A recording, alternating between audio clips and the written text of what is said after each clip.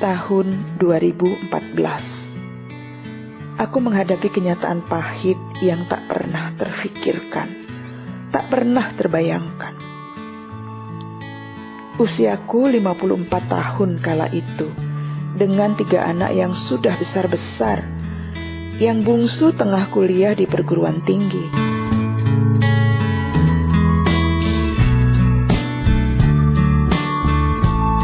Aku dan suami sudah menikah 32 tahun. Ya, 32 tahun bukan umur pernikahan yang pendek. Berbagai suka duka dan ujian kehidupan sudah kami lewati. Namun, kenyataan pahit harus kuterima. Suamiku berpoligami.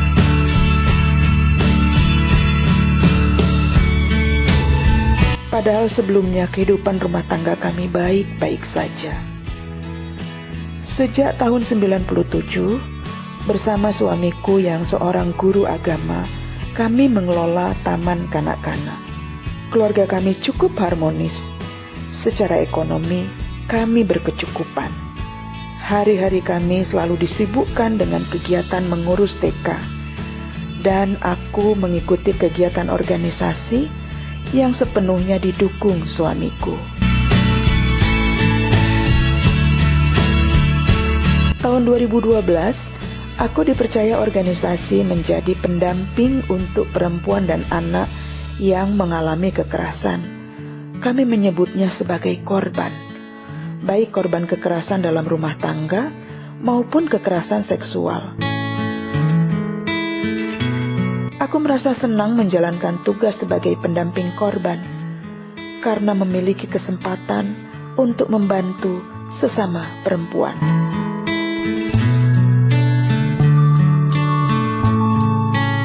Kasus pertama yang kutangani adalah kasus kekerasan seksual yang terjadi di desaku sendiri. Orang-orang di kampungku mulai tahu kalau pekerjaanku selain mengurus TK juga berorganisasi, mendampingi perempuan dan anak korban kekerasan. Mulailah warga melaporkan kasus-kasus kekerasan yang dialami kepadaku. Informasi atau pengaduan yang disampaikan kadang-kadang melalui telepon karena masih sungkan membicarakan masalah pribadi mereka, atau takut diketahui suami, atau malu dengan tetangga. Namun tak sedikit juga yang langsung mengajak bertemu muka. Kasus kekerasan yang dilaporkan tak hanya dalam bentuk fisik, tapi juga penelantaran, termasuk poligami. Saat menghadapi perempuan korban poligami, biasanya yang pertama-tama kulakukan adalah memberi semangat. Ya, memberi semangat agar mereka kuat dan tidak hancur hanya karena ditinggal suami. Jika harus bercerai, aku menyarankan untuk menggugat cerai saja daripada hidup tersiksa dalam pengkhianatan. Tak jarang suamiku membantuku menghadapi korban, mengantarkanku bertemu dengan korban di suatu tempat. Hubunganku dengan suami baik-baik saja. Hubungan suami dengan anak-anak juga baik. Suamiku sangat menyayangi anak sulung kami yang berkebutuhan khusus. Pendek kata, banyak orang mengatakan kami keluarga ideal, keluarga panutan. Tapi itu cerita dulu, itu kenangan masa lalu. Sampai sebuah peristiwa mengejutkanku.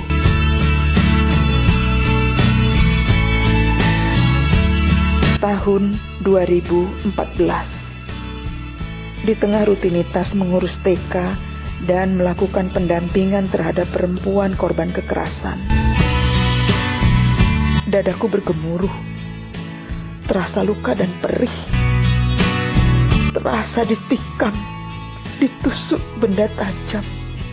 Aku dihianati suamiku, suami yang sudah menikahiku selama 32 tahun. Ternyata diam-diam menikah lagi dengan perempuan lain. suamiku melakukan poligami. Aku sangat terpukul, malu, kecewa dan luka. Di usia pernikahan kami yang tidak lagi muda, kami harus menghadapi cobaan yang berat, tak hanya bagiku, tapi juga bagi anak-anakku. Bagaimana mungkin suamiku tega melakukan pengkhianatan terhadap istri dan anak-anaknya?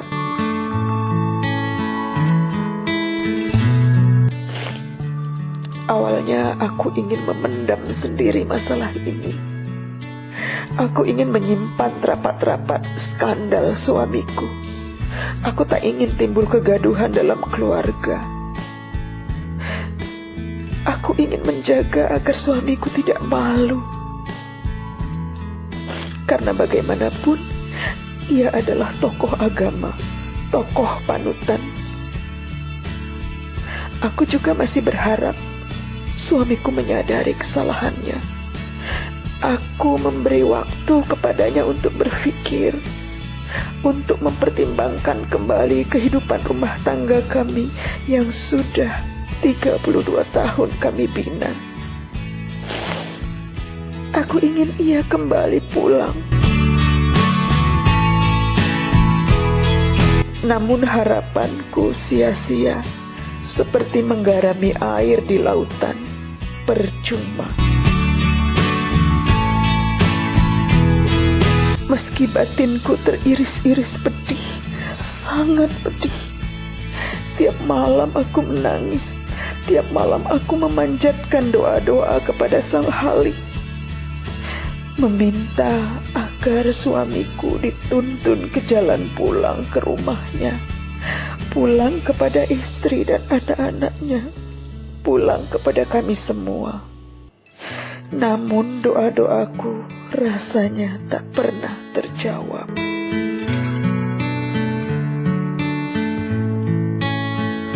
Aku teringat ketika mendampingi perempuan korban kekerasan, aku cukup tegar mendengar kisah pilu mereka.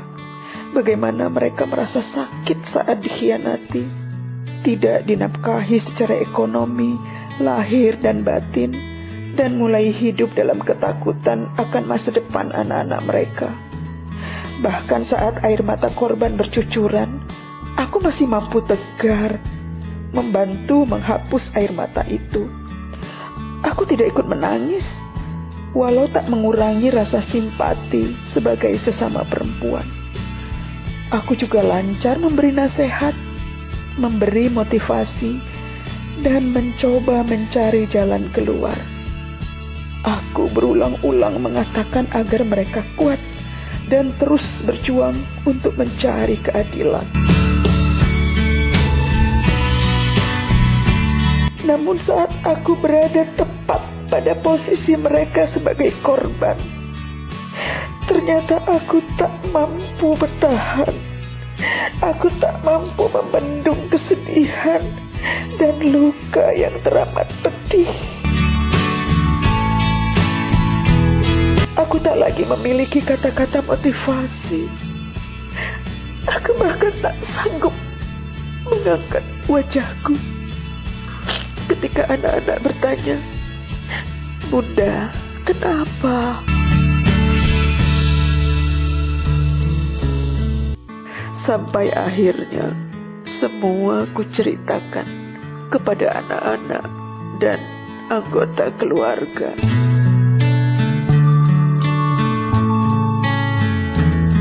Maret 2017. Akhirnya aku harus menerima kenyataan pahit, menerima keputusan untuk bercerai. Meski ini pahit, aku berusaha ikhlas. Mungkin ini campur tangan Tuhan, mungkin ini yang terbaik. Toh perkawinan kami sudah tidak dapat dipertahankan. Toh rumah tangga kami sudah tidak dapat diselamatkan.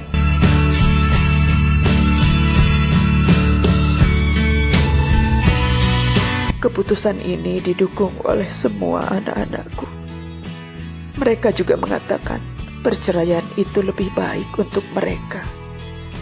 Kita akan menjalani hidup ini bersama-sama, Bunda. Kuatlah, kami bersamamu. Begitu kata mereka. Aku mendapat hikmah dari kasus poligami yang kuhadapi. Kepada anak-anak, aku mengingatkan agar mereka rukun-rukun dalam membina rumah tangga, agar mereka saling jujur dengan pasangannya, saling jujur satu sama lain. Sebagai istri, aku memberi saran agar mereka tidak terlalu bergantung secara ekonomi pada suami.